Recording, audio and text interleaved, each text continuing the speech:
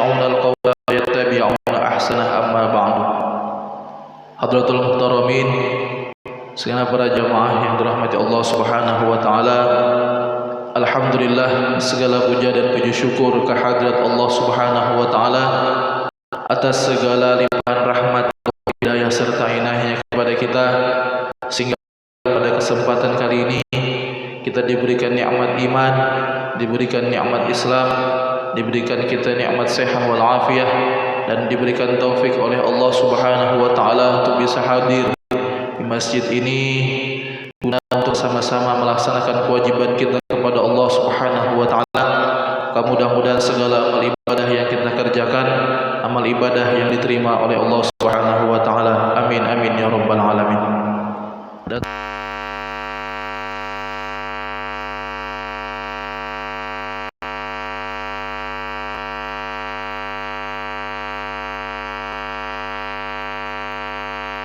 ke akhir zaman. Hadirin dirahmati Allah Subhanahu wa taala, sebagaimana biasa sebelum kita melanjutkan kajian kita, pertama-tama mengingatkan kepada jamaah sekalian khususnya yang hadir di masjid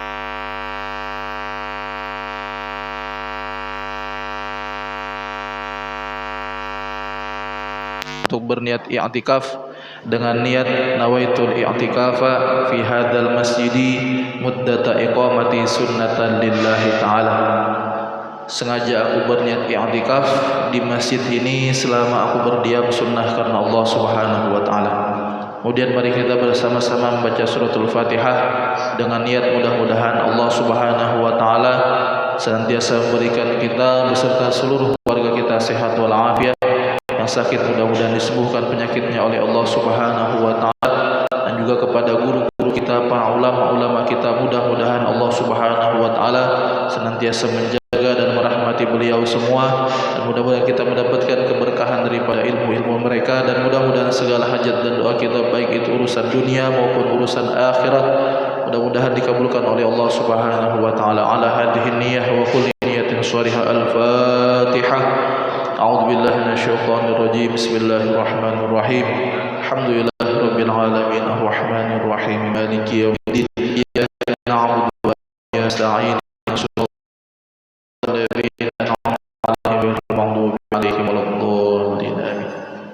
Mudah-mudahan dengan berkat Fatihah yang kita baca, segala doa dan hajat kita semua dikabulkan oleh Allah Subhanahu wa taala. Amin amin ya rabbal alamin.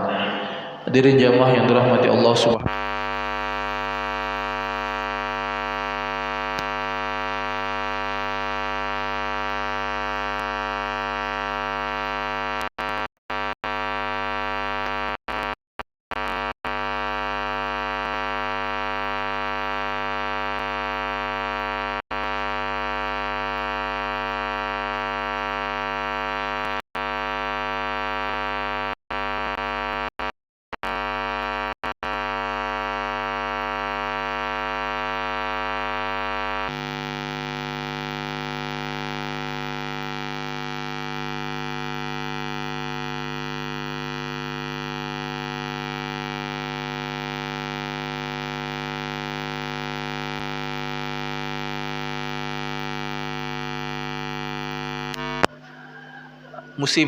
ada musim baru ini, melihara boneka, ya boneka arwah, kan ramai itu jadi perbincangan, ya itu kan jelas-jelas lah kalau orang yang berakidah tahu hukumnya bagaimana.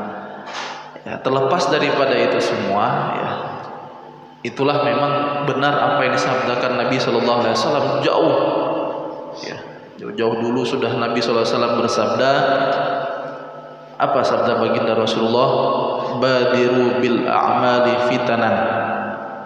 Bersegeralah kamu untuk mengerjakan amal kebaikan sebelum datang fitnah. Kaqita'il lailil mudlim. Yang mana fitnah ini datang seperti malam yang gelap. Artinya tanpa kita sadari, dan itu ya menyeluruh. Ini masih gambaran kecil saja. Yumsi mu'minan wa yusbihu kafiran, wa yusbihu mu'minan wa yumsi kafiran. yabi'u dinahu bi'aradin minad dunya. Ada di antara fitnah tersebut seorang muslim paginya muslim, malamnya kafir. Ada yang malamnya muslim, paginya kafir. Artinya keimanan itu berpindah dalam waktu yang sangat singkat. Paginya kita duduk masih sama-sama, masih berbincang masalah agama. Malamnya ternyata sudah berpindah keyakinan. Ya, itu bisa terjadi memang dan sudah disabdakan oleh Nabi SAW. Dan kita yakin apa yang disampaikan Nabi itu pasti benar. Dan diantaranya memang orang-orang seperti ini yabi'u dinahu bi'aradin minad dunya. Mereka menjual agamanya untuk kepentingan dunia. Inilah sebabnya memang penting kita untuk membentengi diri kita, seluruh keluarga kita dengan akidah yang kuat. Ya. Nah kalau tidak, ya hanya karena terbawa arus mengikut tren, ya ikut-ikutan.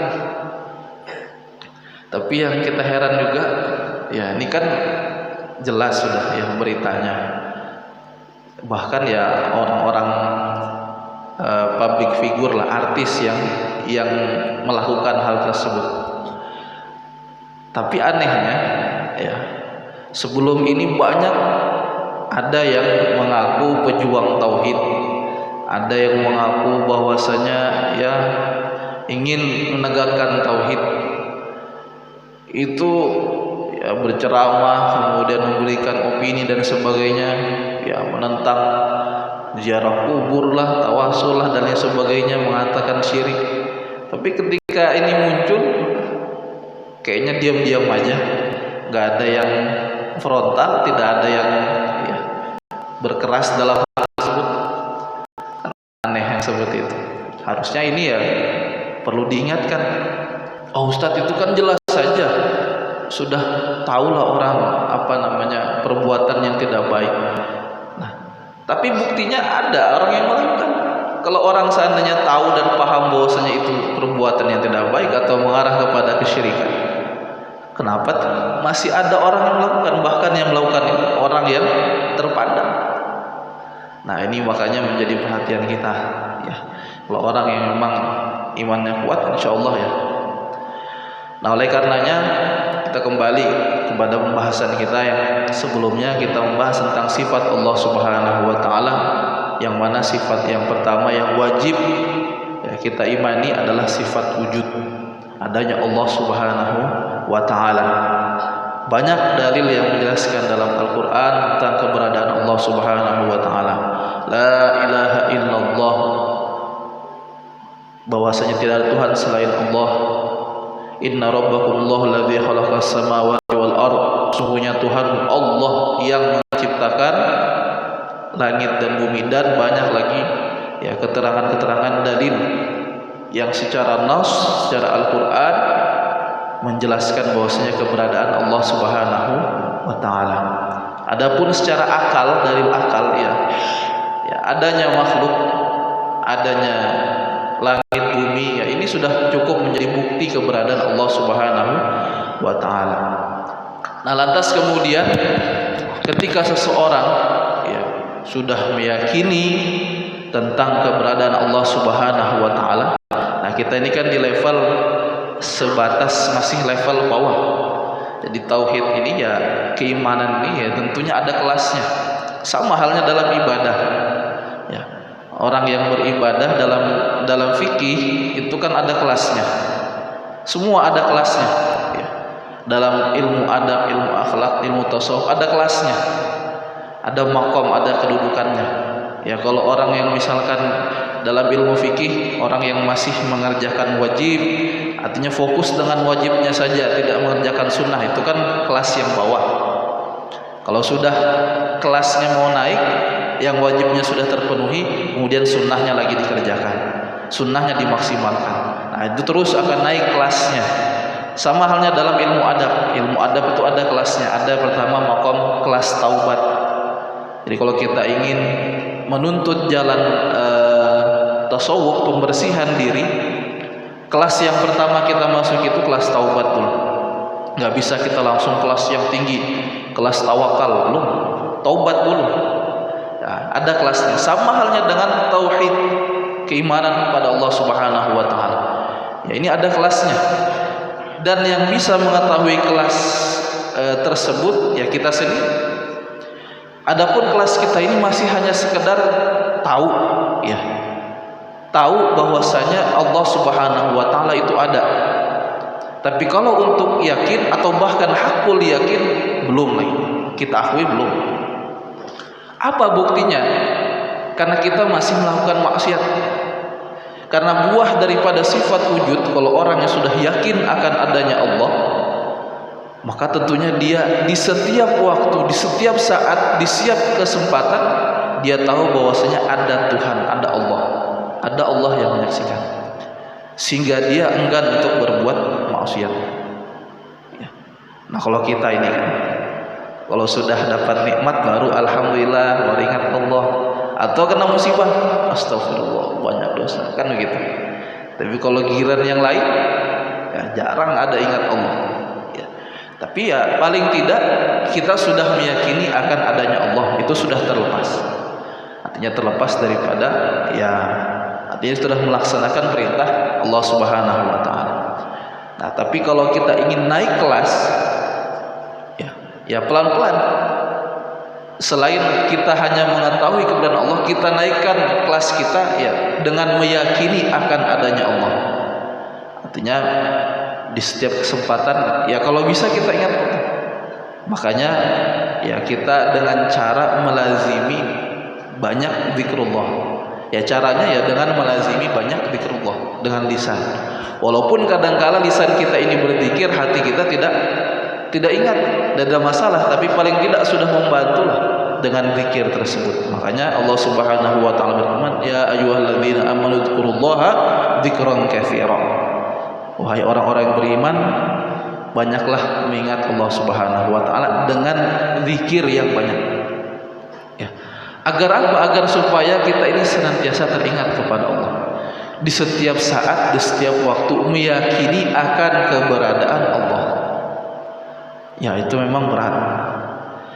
Tapi kalau orang yang sudah naik ke kelas tersebut, naik ke kelas orang yang yakin, maka tentunya sangat minim sekali dia berbuat maksiat. Maka banyak di antara para aulia-aulia kita hanya bisa mendengar ceritanya saja. Kalau untuk mengamalkannya sulit. Ya. Ada sampai diceritakan itu ada seorang wali min auliaillah. Ya. Dia ini membaca kitab Ihya Ulumuddin, belajar kitab Ihya Ulumuddin karangan Imam Al-Ghazali. Nah, kitab Ihya ini kan dibagi menjadi 4 bab. Ada Rubu'ul Ibadah, ada Rubu'ul Aqidah. Nah, di akhir ada namanya Rubu'ul Muhlikat. Jadi ada di akhir bab kitab Ihya Ulumuddin karangan Imam Ghazali ini ada 1/4 bab yang menjelaskan tentang muhlikat, perkara-perkara yang menghancurkan seseorang. Maksudnya menghancurkan hati seseorang. Di antaranya dijelaskan di situ tentang bahayanya ujub, bangga diri, takabur, hasad, iri dan lain sebagainya. Nah, kemudian ketika beliau mengaji, membaca, heran dengan gurunya. Artinya setelah ngaji, setelah belajar, guru, apakah ada orang di dunia ini yang melakukan sifat hasad?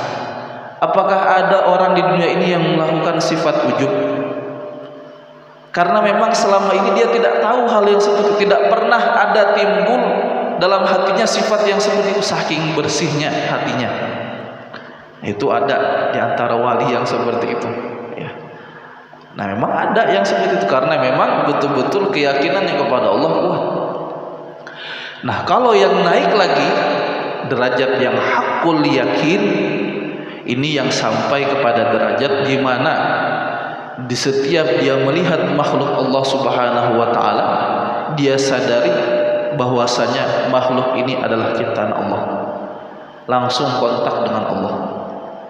Ya, bahkan Syekh Abdul Qadir Al-Jailani itu mengatakan tidaklah sempurna imam seorang kecuali ketika dia melihat sesuatu langsung melihat akan adanya Allah.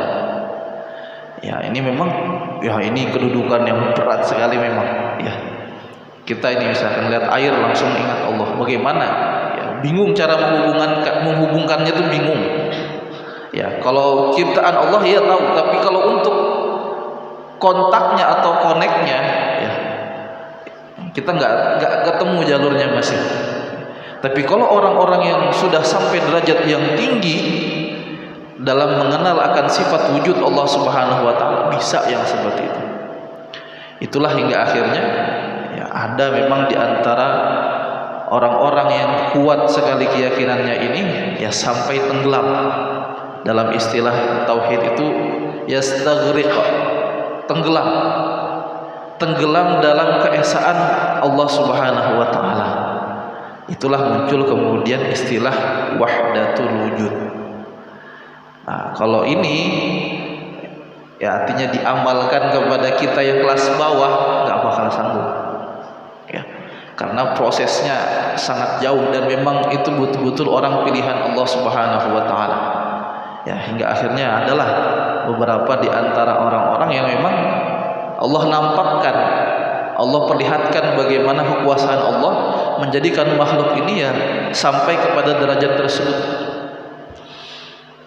Ya, seperti contoh kalau di dalam kitab Tuhfatul Murid ini dijelaskan seperti Imam Hallaj.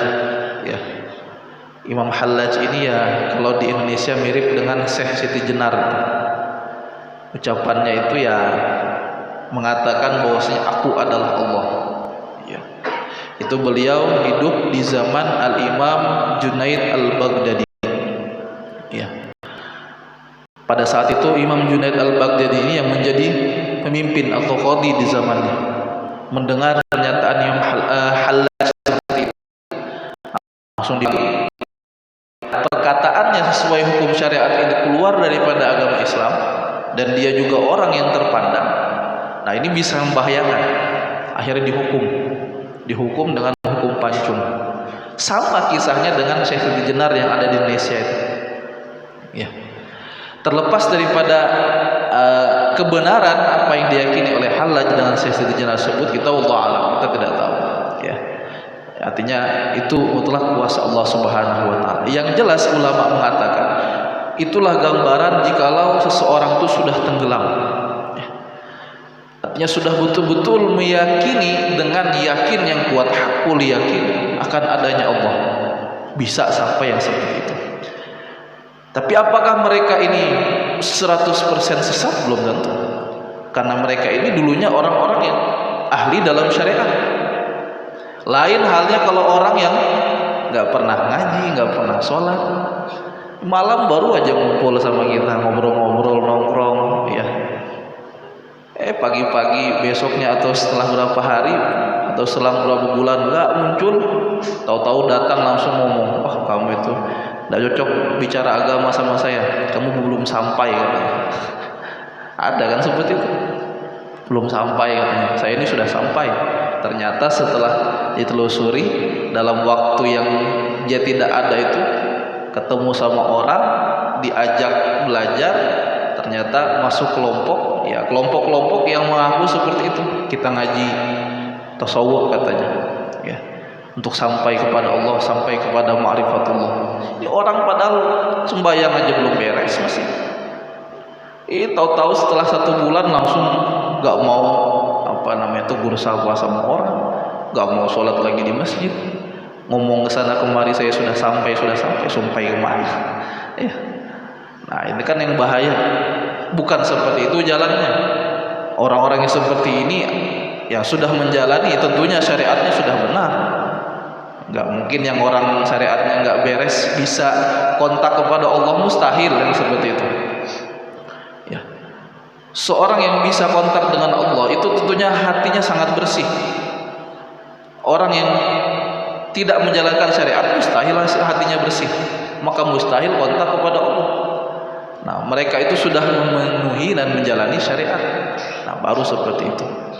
Nah cuman kalau untuk membahas memang ada kitabnya, ya banyak ulama yang menjelaskan, ulama-ulama tasawuf juga banyak yang menjelaskan tentang wahdatul wujud ini. Tapi banyak para guru-guru kita, ulama-ulama kita untuk menyarankan tidak terlalu dalam dan tidak terlalu panjang membahas tentang masalah itu. Salah satunya yang membahas adalah Al-Imam Ibnu Arabi dalam kitab Futuhatul Makkiyahnya. Bahkan Al-Imam Abdullah bin Alawi Al-Haddad, ya termasuk juga ulama ahli tasawuf, dalam kitab beliau kitab Risalatul Mu'awanah wal Mu'azarah mengatakan bahwasanya kita yang awam ini tidak disarankan untuk membaca kitab Futuhatul Makkiyahnya Imam Ibnu Arabi.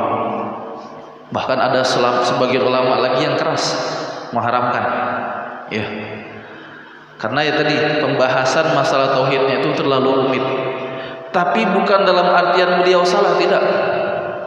Imam Ibnu Arabi ini ulama terkenal, ya, ulama yang luar biasa, orang yang dekat dengan Allah. Beliau murid daripada Syekh Abu Madian. Syekh Abu Madian ini ulama yang luar biasa juga, sezaman dengan Syekh Abdul Qadir Al-Jailani. Kalau kita kan kenal semua Syekh Abdul Qadir Al-Jailani. Nah, cuman pada zaman tersebut sebenarnya ada dua ulama besar. Syekh Abdul Qadir Al-Jailani yang berada di Irak, itu daerah timur. Satu lagi ada di daerah barat, ya, barat itu kan daerah Eropa itu, tepatnya di daerah Maroko, namanya Syekh Abu Madian. Cuman memang ya beda memang. Yang lebih terpopuler, terkenal ya Syekh Abdul Qadir Al-Jailani.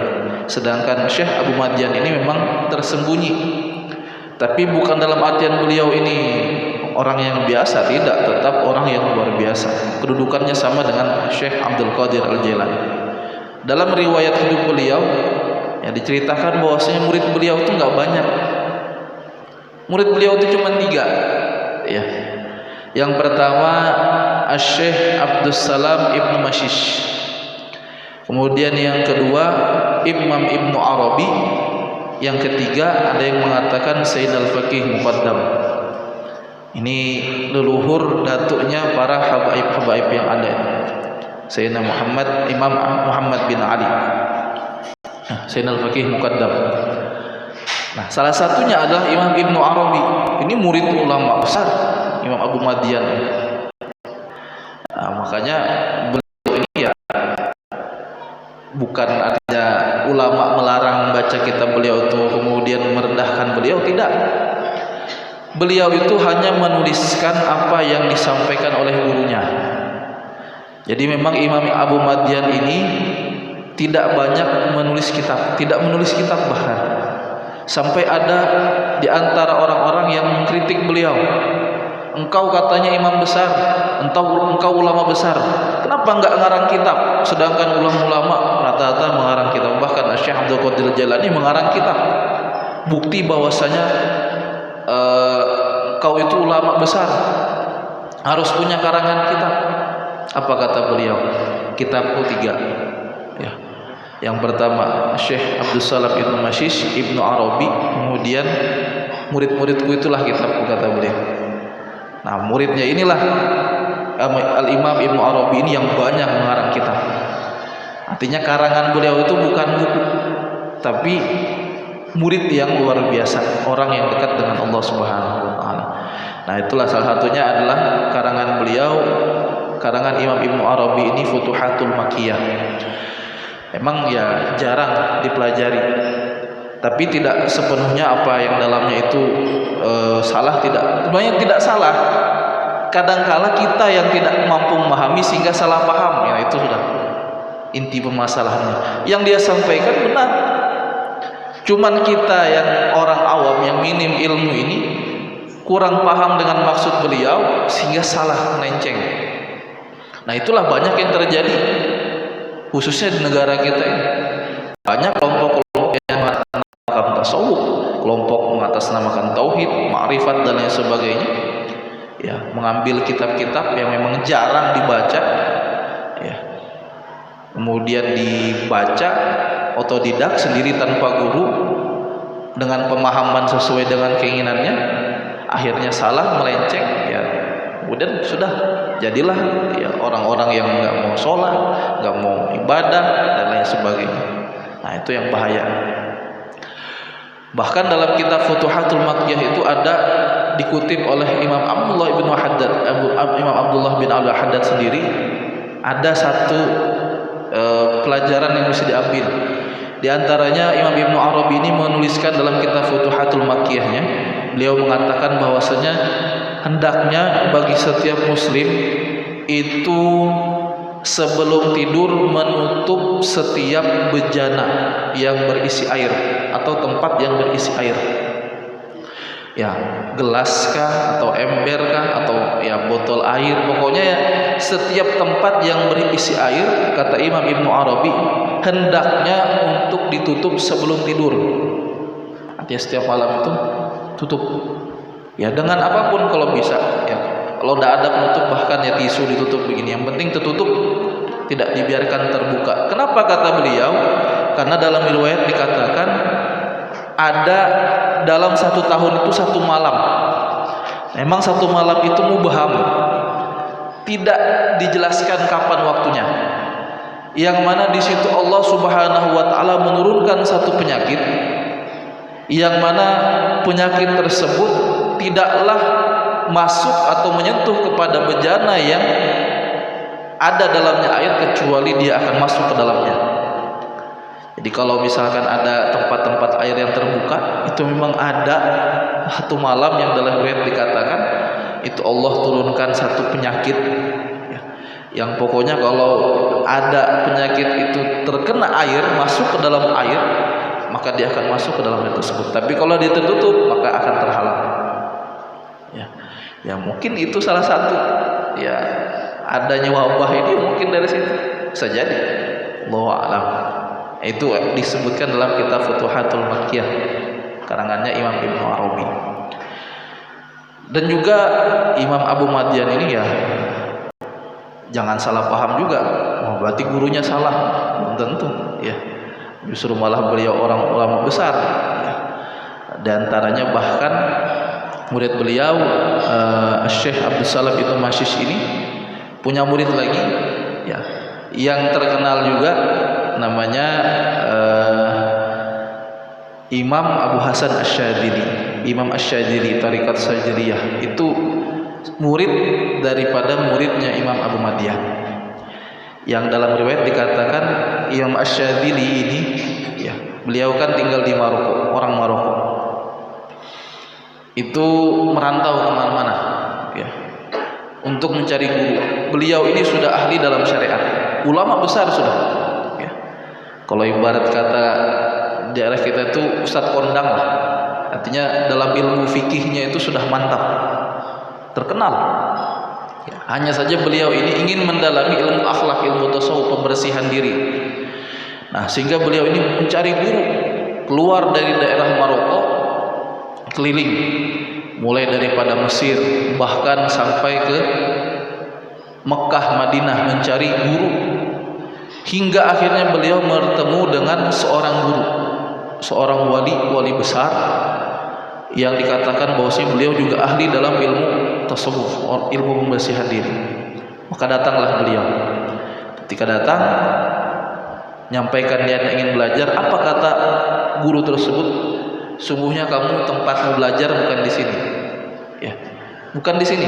Tempat kamu dibukakan ilmu tasawuf atau kebersihan diri itu bukan di sini. Di mana guru? Di kampungmu sendiri. Di sana ada seorang ulama besar yang bernama Al-Imam Abdus Salam Ibnu Mashish. Nah, jadi itu kadang memang kita ini nggak sadar. Terkadang nyari ya ustadz, nyari guru kesana kemari, padahal bisa jadi sebenarnya guru spiritual kita itu ada di kampung kita sendiri. Banyak terjadi seperti itu ya. Salah satunya Imam Syadzili yang ngarang Hizib Bahar itu. Imam Syadzili terkenal, ada bahkan di Indonesia itu Thariqat Syadziliyah ya. Mimpinnya itulah Imam Abu Hasan Asy-Syadzili. Nah Imam Asy-Syadzili ini kemudian setelah disampaikan seperti itu balik ke kampungnya di Maroko, mencarilah Imam Abdus Salam Ibnu Mashish. Setelah dicari dapat alamatnya, ternyata di atas gunung, terpencil, memang nggak ada yang tahu kecuali orang sedikit. Kemudian beliau karena sudah tekadnya kuat ingin belajar, datang ke tempat beliau. Dalam riwayat itu dikatakan ketika sampai depan pintu ingin masuk, kata Imam Abdus Salam Ibnu Mashish, kamu jangan masuk dulu, ya. Kalau mau belajar di sini, kamu harus bersih-bersih dulu, ya. Artinya sudah harus bersih-bersih. Maka pulanglah Imam Asyadili ke rumah, mandi beliau, ya. Mandi, kemudian berwudu dengan sebaik-baiknya mandi, dengan sebaik-baiknya wudu, balik lagi ke tempat gurunya tadi, Imam Abdus Salam Ibnu Mashish. Sampai depan pintu, ketika ingin masuk minta izin, guru saya sudah bersih-bersih, saya sudah mandi, saya sudah wudu. Apa kata gurunya? Belum. Ya, ulangi lagi, bersih-bersih dulu kata beliau. Wah, kata Imam Syadili, jangan-jangan masih belum sempurna ini mandinya kan. Pulang lagi ke rumah, ya, mandi lagi, dibersihkan dengan sebersih-bersihnya.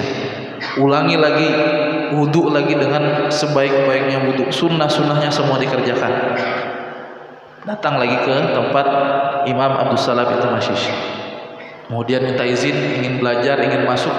Apa kata beliau? Enggak, belum, bersih-bersih lagi. Kata Imam Syadili, kalau begini tidak selesai kayaknya ini. Akhirnya bertanyalah kepada gurunya, apa maksud guru membersihkan sedangkan saya sudah mandi, saya sudah wudu? Kata beliau, yang kamu bersihkan adalah hatimu, ya. Karena memang pada saat itu Imam Abu Hasan Asyadili ini memang ulama terkenal, ahli dalam syariat, ahli dalam ilmu fikih, ya. Kalau bahasa kita itu ustadz kondang lah kalau sekarang. Ustadz kondang itu kan kalau disuruh untuk belajar, ya sedikit tidaknya itu ada perasaan, saya ini ustadz, saya ini kan ulama besar, ya. Sedikit tidaknya pasti ada perasaan seperti itu. Yang sekelas Imam Abu Hasan Asyadili aja ada yang seperti itu, apalagi kalau kita ini bahkan baru tahu satu ilmu aja sudah wah bangganya luar biasa, ya, kayak ustadz beneran sudah. Ya, itu ya salah satu penyakit yang ada dalam hati. Nah, itu yang diketahui dilihat oleh Imam Abdus Salam Ibnu Mashish. Jadi maksudnya itu yang dibersihkan. Jadi masuk ke dalam sini harus bersih hati. Pulanglah Imam Abdul Hasan Asyadili. Kemudian beliau sholat taubat, minta ampun kepada Allah, ya. Nangis di hadapan Allah Subhanahu wa Ta'ala, dan betul-betul merasa bahwasanya dirinya tidak punya apa-apa. Ilmu yang selama ini dia pelajari, ilmu selama ini yang kita banggakan itu, dia buang. Dalam artian bahwasanya saya ini seperti orang yang kosong, seperti botol yang kosong, belum ada isinya. Walaupun sebenarnya isinya ini sudah penuh, tapi dibuang. Sehingga ketika masuk, datang sekali lagi ke hadapan Imam Abdus Salam Ibnu Mashish, baru dipersilahkan masuk. Karena sudah tidak ada lagi perasaan sedikit pun dalam hati ini, rasa bangga, ya, rasa senang dengan apa yang kita miliki. Itu baru orang yang hatinya bersih. Nah, orang yang seperti ini baru memenuhi syarat untuk sampai kepada derajat haqqul yakin. Tapi pada kenyataannya, ya, ulama-ulama seperti ini pun tidak banyak yang sampai kepada itu. Mereka hanya cukup sampai kepada ma'rifah ataupun yakin kepada Allah Subhanahu wa Ta'ala, sudah. Tapi memang ada beberapa di antaranya yang sampai kepada derajat tersebut, yang sehingga kalau orang yang sudah seperti itu betul-betul ya tidak lagi merasakan dirinya. Ya, seperti orang tenggelam, bagaimana orang tenggelam, nggak bisa ngapa-ngapain. Sehingga semuanya itu ya seolah-olah digerakkan oleh Allah Subhanahu wa Ta'ala. Itu ada dalam hadis, kuntu sam'ahu alladhi yusmi'u biha wa yaduhu alladhi yabtishu biha. Ya, kalau sudah orang itu dekat dengan Allah, maka pendengarannya itu, ya, artinya Allah kendalikan pendengarannya, tangannya Allah kendalikan tangannya, kakinya Allah kendalikan tangannya. Sehingga memang ada di antara orang-orang wali, orang-orang dekat dengan Allah itu, ya, mohon maaf, keadaannya seperti orang gila. Kan ada yang seperti itu. Nah, ini sebagian kelompok mengatakan, wah, itu masa orang gila dipuja-puja, orang gila diagung-agungkan. sebenarnya ya kita ini bukan mengagungkan. Artinya ya kita juga tidak tahu keadaannya, tapi memang ada, kita yakini ada orang-orang yang seperti itu. Ya. Dan tidak menutup kemungkinan memang ada orang dekat dengan Allah kemudian Allah jadikannya seperti itu. Kalaupun misalkan ada orang yang ingin menghina atau ingin merendahkan, kita tuh harus sadar diri dulu. Ya. Kalau seandainya misalkan mereka betul-betul orang yang gila, apakah kita yang waras ini sudah merasa lebih baik daripada orang yang gila? Belum tentu. Kenapa? Orang gila itu nggak ada apa yang dilakukan tidak dapat dosa, tidak dapat pahala. Kalau memang betul-betul gila, ya. Orang gila itu tidak ada catatan amal, diangkat rufi al qalam, ya. Allah angkat catatan amalnya. Anak kecil, ya. Kemudian orang gila. Orang gila itu mau dia ngapain, mau dia telanjang bulat di tengah jalan, mau joget-joget, mau ngapain, nggak ada dosa-dosanya. Kalau kita ya dosa, ya. Orang gila nggak ada dosa. Sehingga orang gila itu salah satu hari nggak ada melakukan dosa. Beda dengan kita. Oh, kita ini merasa lebih hebat dari orang gila. Nyata-nyatanya kita dosa kita lebih banyak daripada pahala kita. Itu kalau seandainya memang betul-betul gila. Tapi kalau seandainya orang ini ternyata orang yang tadi dimaksudkan, yang awalnya dia itu orang yang taat kepada Allah, saking tingginya keyakinannya sampai ya menjadi seperti itu, jauh lagi daripada kita. Ya. Orang-orang ini orang-orang dekat dengan Allah Subhanahu Wa Taala.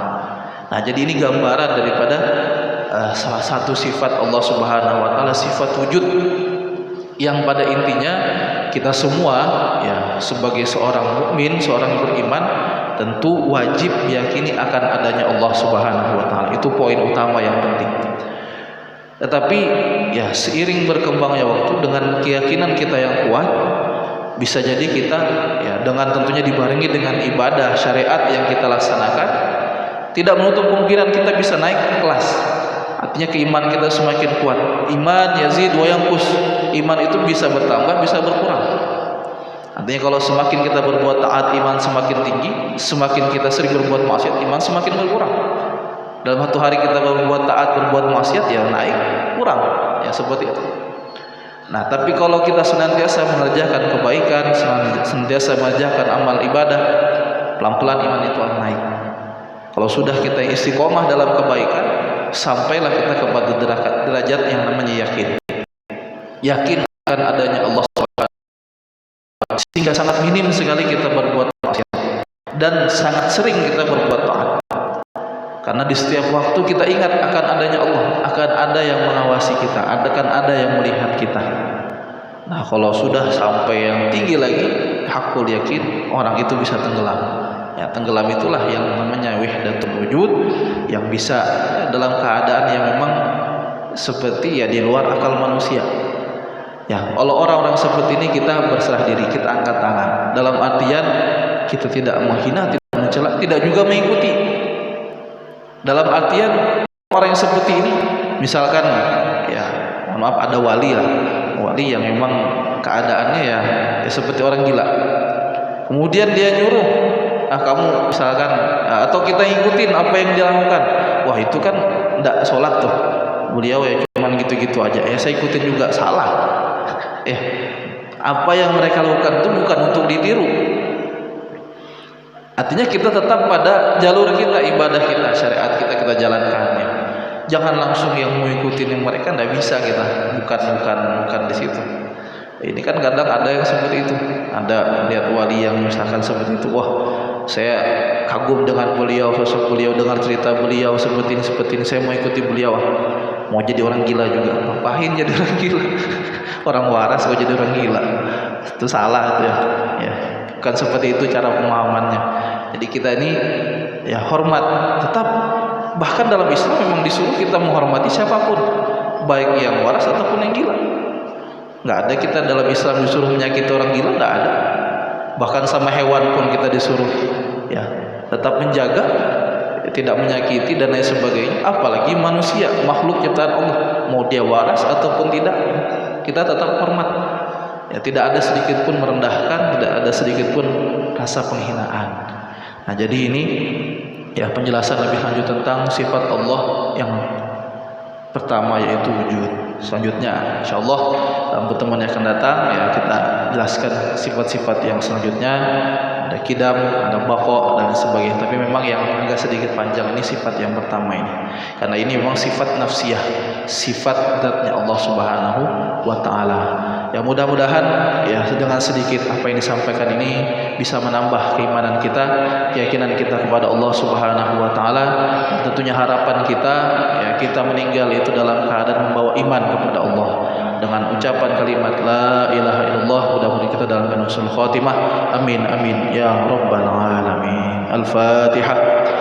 أعوذ بالله من الشيطان الرجيم بسم الله الرحمن الرحيم الحمد لله رب العالمين الرحمن الرحيم مالك يوم الدين إياك نعبد وإياك نستعين اهدنا الصراط المستقيم صراط الذين أنعمت عليهم غير المغضوب عليهم ولا الضالين آمين آمين آمين يا رب العالمين الحمد لله رب العالمين اللهم صل وسلم على سيدنا محمد في الأولين وصل وسلم على سيدنا محمد في الآخرين وصل وسلم على سيدنا محمد حتى ترث الأرض ومن عليها وأنت خير الوارثين اللهم إنا نستحفظك ونستودعك ديننا أبداننا أنفسنا أموالنا أولادنا كل شيء أعطيتنا اللهم اجعلنا وإياهم في كنافك وأمانك وعيادك من كل شيطان مريد وجبار عنيد وذي عين وذي بغي ذي حسد من شر كل شر إنك على كل شيء قدير اللهم جمعنا بالعافية والسلامة وحققنا بالتقوى والاستقامة وأعذنا من موجبات الندامة إنك سميع الدعاء ربنا انفعنا بما علمتنا وارزقنا علما تنفعنا في الدين والدنيا والآخرة اللهم استر عيوب معلمينا ولا تذهب من بركات علومهم عنا اللهم استر عيوب معلمينا ولا تذهب من بركات علومهم عنا اللهم استر عيوب معلمينا ولا تذهب من بركات علومهم عنا ربنا آتنا في الدنيا حسنة وفي الآخرة حسنة وقنا عذاب النار قل سبحان ربك رب العزة عما يصفون سلام على المرسلين والحمد لله رب العالمين. Demikian yang dapat disampaikan, kurang lebihnya mohon maaf. Wallahul muwaffiq ila aqwamit thoriq. Wassalamualaikum warahmatullahi wabarakatuh. Qabbalallahu minkum